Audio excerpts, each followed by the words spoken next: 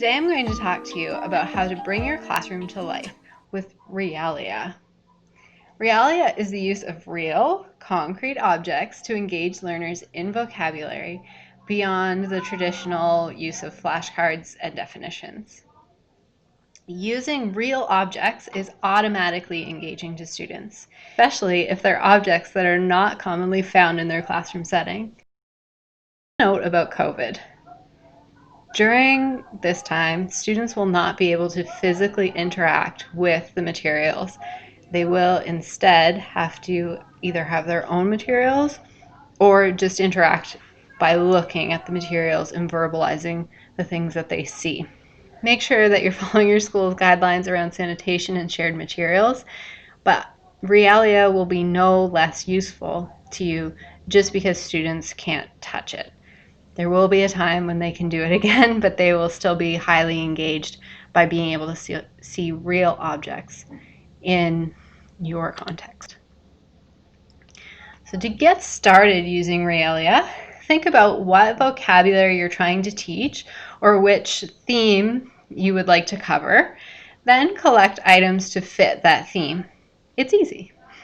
I chose fall for my Realia tray, which you can see here. And I collected all sorts of outdoor fall-related objects in the parking lot this morning. If you can't get the physical object, then a picture will do, but the realer the better. So try and bring in as much as you can. Realia doesn't need to be confined to a tray of objects, though this will be easiest for you to transport. You could also have students bring their own things to observe or experience while simultaneously enforcing vocabulary. So they could bring something from their kitchen or something that they found outside or something having to do with an animal. Since we're still in the fall season, I would ask your principal if you can take your little groups or your little individuals outside. Prepare in advance by reminding them to come with their jackets and shoes so that you save some time. And while you're outside, find all of the fall things you can and then have a little sharing circle about them. Students can ask questions like, what is the best fall thing that you found? Show me one thing in your pile. Have others give a word to describe the object.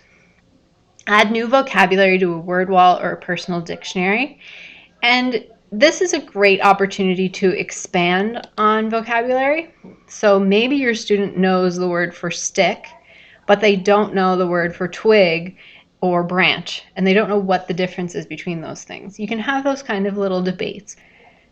Realia is intended to support your lesson, not be the whole lesson. So make sure to enforce it with pictures and texts related to your theme. So maybe your students write a paragraph about the seasons, they read a poem about fall, they sing a song about squirrels, or they watch a video about geese. When you're choosing texts, try to choose a variety of genres, and even for some of your little ones, doing a poem would be something that would be very easy. While you teach, be sure to allow students to use their new vocabulary in context. That's really what this is all about, is enforcing that vocabulary in a meaningful way. Try to engage with Realia by labeling objects by their names or their initial sound. Describe and guess the object.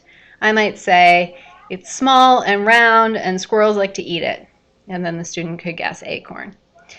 Invite your students to participate in role plays around objects that they bring in. So if you were doing cooking vocabulary, they could bring in an object, pretend to be a cook or pretend to be their mother, or you can simply make props out of paper and have students practice being a different character around that. Sometimes when you're pretending to be somebody else, you get a little bit braver. So I have two extension activities for you today. The first is to invite your students to bring some objects from home or an object from home, depending on your comfort level, in either a Ziploc bag or a plastic container that's easily sanitized. And then have students engage with that Realia. Maybe it's a little bit of show and tell. Even middle school students will like to have physical objects that they can interact with and ask questions about and learn about in a way that's not just text. The second follow-up activity, which students can do at home instead of with you because it will take a little bit of time, is to take their leaves that they've collected and make a creature out of the leaves. Then come to school with the creature and have you help them label the body parts, or if body parts are your theme, they can label the body parts themselves.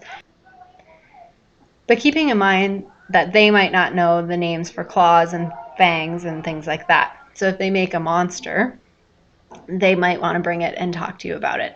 They can also take pictures and show you if you wanted to make, I guess, kind of a throwaway email address, or if you feel comfortable giving out your NBEd address, students could send you an email with the things that they're doing at home. And that's a great way to check in with their home activity as well. So that's all that I have for you today. I hope that you use Realia in your classroom and it really enhances your practice. If you do, and you would like to let me know, I would be happy to hear some success stories about using Realia. I know that some of you, especially at the elementary level, are doing it already, but like I say, it's across the board as far as usefulness goes, because it's really encouraging students to use their vocabulary in context, which is going to reinforce the vocabulary in a way that just reading it isn't going to. So happy fall. Enjoy the cooler weather that we've been having, and enjoy what I assume will be a weekend collecting leaves.